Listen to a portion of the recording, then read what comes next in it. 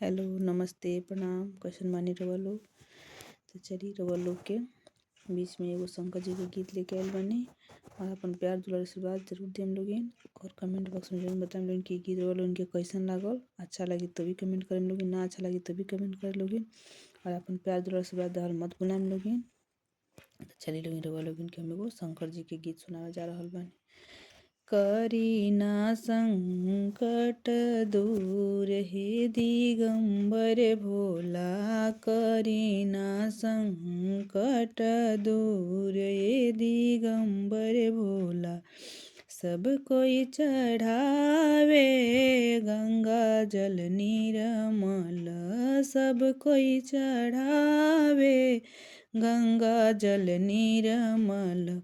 मैं तो चढ़ाऊँ कच्चा दूध ये दिगंबर भोला, मैं तो चढ़ाऊँ कच्चा दूध ये दिगंबर भोला। करीना संकट दूर ये दिगंबर भोला, करीना संकट दूर ये दिगंबर भोला।